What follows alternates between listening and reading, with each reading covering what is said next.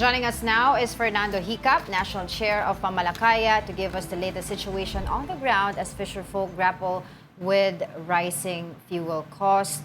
Good morning. Thank you for joining us. Ay, magandang umaga, no? Sa ating mga taga-subaybay, magandang umaga po. Wala pong ibang po pwedeng magsabi sa amin o magbigay ng update sa talaga pong tunay na nararamdaman at na-experience po ng mga ating mga kapatid na mangingisda, kundi po kayo at inyong mga grupo. Gaano na po ba katindi itong impact ng fuel price hikes po sa atin, sa inyo po? Walang kapantay na, no? So, saan yung epekto? Kasi bago pa man, itong halos 120%, no? Na pagtaas ng gasolina na gamit namin, ay 80% na nung total na gastos namin sa produksyon ay napupunta na doon. Kaya ibig sabihin, tumaas yan ng 120% dahil dito sa girang agresyon ng Estados Unidos doon sa Iran, ay halos wala nang kita, no? Yung ating mga mangingisda. Kumbaga sa ano, yung idinagdag doon sa gastos sa gasolina, ay yun na yung tikong ng ating mga mangingisda. Kaya marami ng mga mangingisda natin sa municipal fisher, even sa mga commercial fishing, meron na rin na kaming na-monitor na nag-limit na rin, no, ng kanilang pangingisda. Pero on the ground, sir, no, nakikita niyo po ba pakonti na pakonti ang lumalabas? Kasi tuloy-tuloy po ang pagtaas ng gasolina at diesel at it looks like this will continue to happen for the next 3 to 4 weeks kasi wala pong resolution na nangyayari sa Iran at sa US. Ano po mangyayari kung tuloy-tuloy ang pagtaas at pumalo ang gasolina sa 120 or 130 mark? Yes, tama po yun, no? Ako mismo, no? Ako mismo dahil ako yung sumasama sa pangingisda kapag may panahon. At ako mismo, kapitbahay ko ay mga mangingisda. Kaya ako mismo, ano, saksi kung gaano kalala na yung epekto do sa ating mga mangingisda. Marami ng mga mangingisda na talagang napilitan na, no? Na maglaot dahil wala ng kapasidad dahil nga doon sa wala nang mautangan, no? At wala nang nagpapautang dahil napakalaki na ng utang nila. Kaya yung ginagawa ngayon, yung ibang meron pang kapasidad para maglaot, nakikisama yung mga hindi na makalaot. Kung hindi ka makakuha ng trabaho, no? Ang problema doon, dumadami yung bilang doon sa isang bangka. Kung dati ang regular sa isang bangka ay mga 2 hanggang 3 katao, ngayon umabot na ng 4 hanggang 5. Kaya malaking kabawasan, ano, doon sa kita. At meron ding ilan, no, na yung mga pamilya nila napipilitan na talaga, hindi naman personally, ano, na minamasama natin, ano, yung mga babayan natin na nabubuhay na lang sa pangangalakal, pamumulot ng basura. Pero yun na yun, no? May mga ganun ang sitwasyon. Kapitbahay ko mismo, talagang namumulot na silang mag-asawa na kung ano yung pwedeng mapakinabangan na inaano doon sa pangpang. Kaya ganun na kalala.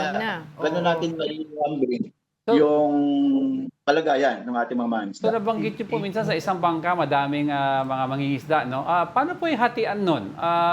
Kanya-kanyang huli or kung ano yung nahuli, i-divide na lang yung kita? Yes, ang ano diyan, natural na patakaran, aawas nila yung gastos, yung kabuuang gastos, tapos yung natitira ay hatiin nila yon. Tige isang party, kung 5 kayo magkakasama, plus yung bangka merong isang party rin, saka yung lambat, isang party rin. Kaya kung 5 kayo magkakasama, bali 7. Hatiin mo, no? Kaya napakaliit na, no, yung matitira. Yun yung kung merong makukuha. Ang isang problema nga dahil nga doon sa pumapasok na rin yung mga commercial fishing vessel dahil doon sa Supreme Court Decision 2024 na pinapayagan na sila pumasok sa municipal fishing ground.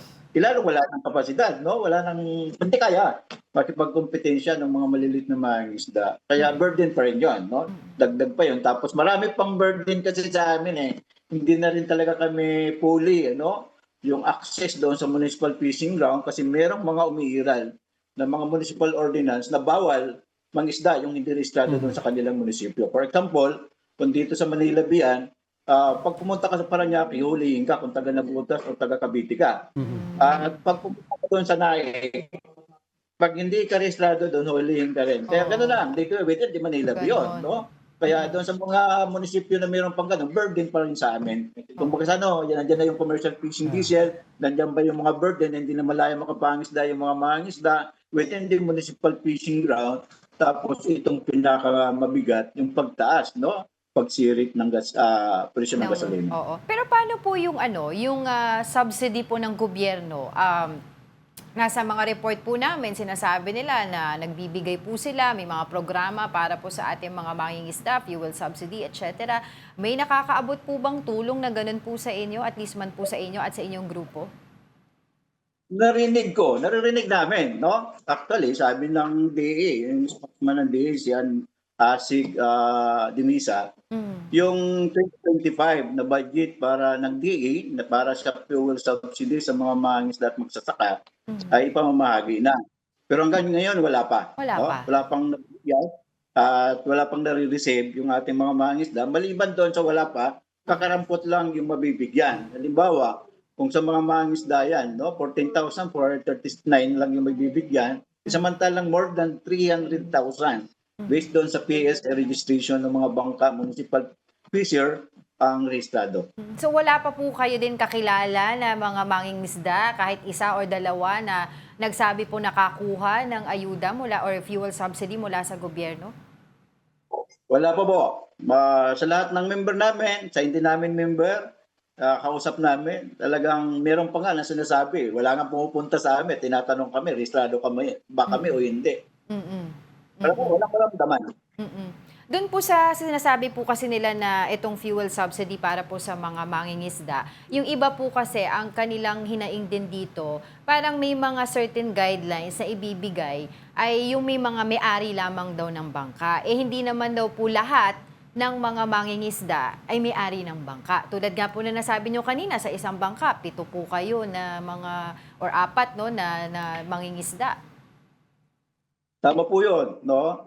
Kahit fuel subsidy lang yan, ibig sabihin, yung bangka, yung mabibigyan lang, yung may-ari, para pambili ng gasolina. Hindi po mga mangisda. Kaya nga, maliban doon, kung talagang yung mga bangka, kahit yun, no, ay hindi pa rin talaga buo lahat mabibigyan. Kasi based sa registration in 2023 ng Philippine PSA, no, more than 300,000 na bangkang motor na rehistrado sa municipal fisher. Kaya kung more than 300,000 yan, at 14,439 to be exact, no, na beneficiary, doon sa 2025 budget na fuel subsidy ng DE ang mabibigyan.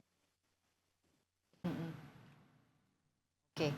Alright, sige po, patuloy po kami makikipag-ugnayan sa inyo regarding this issue. For the meantime, maraming salamat po sa inyong oras. Fernando Hicap, National Chair of Pamalakaya. Magandang umaga po sa inyo. Salamat po at mabuhay po ang programa.